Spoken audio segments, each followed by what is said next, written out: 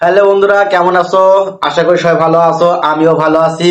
আজকে আবারও তোমাদের সামনে নতুন কিছু আহ, বরবাদ সিনেমার আপডেট নিয়ে চলে এলাম। বরবাদ সিনেমার ইতিমধ্যে আহ, ইদি কাপালের ড্রাইভিং এডিটিং শেষ হয়েছে, আর ইদি কাপালের ড্রাইভিং এবং এডিটিং এর মাধ্যমে বরবাদ সিনেমার সকল কাজ, মানে বরবাদ টিমের যে এডিটিং ছিল, তারপরে ড্রাইভিং ছিল, সব কাজ সমাপ্ত ঘোষণা হয়ে গেছে। বরবাদের সিনেমার লাস্ট আপডেট ছিল এতটুকু। আর তারপরেও আরো কিছু আপডেট এসেছে, সেটা হলো আমাদের বরবাদ সিনেমার পরিচালক মেহেদী হাসান হৃদয়ের কাছ থেকে কিছু তথ্য পেয়েছি, যেটা আপনাদের সামনে এখন উপস্থাপনা করব, বা নিজেরাই শুনে আসুন বরবাদ সিনেমার পরিচালক মেহেদী হাসান হৃদয়ের কথা।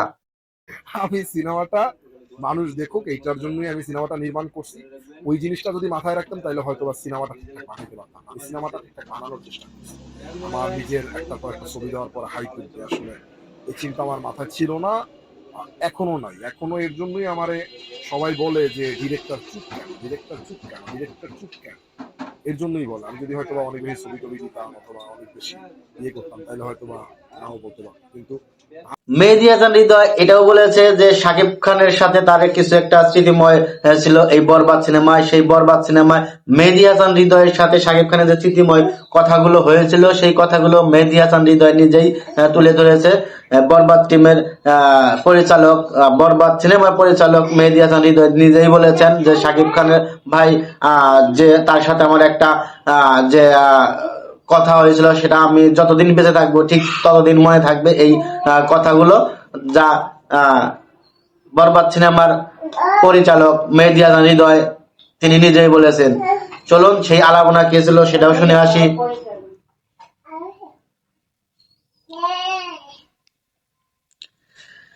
শাকিব খানের বরবাদ সিনেমা অলরেডি পুরা দেশব্যাপী এবং পুরা বিশ্বব্যাপী আলোড়ন সৃষ্টি করে দেবে, এরকম একটা আশাবাদ নেই। বরবাদ সিনেমা তৈরি হয়েছে, এরকম একটা কথাই শাকিব খান নিজেও বলেছেন। সাকিবিয়ানরাও এরকমই ধারণা করছে যে সিনেমাটা হবে একদম ভাইলেন্স।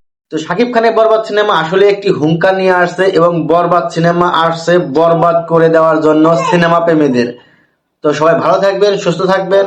আমার চ্যানেলটিতে যারা এখনো সাবস্ক্রাইব করেননি অবশ্যই সাবস্ক্রাইব করবেন।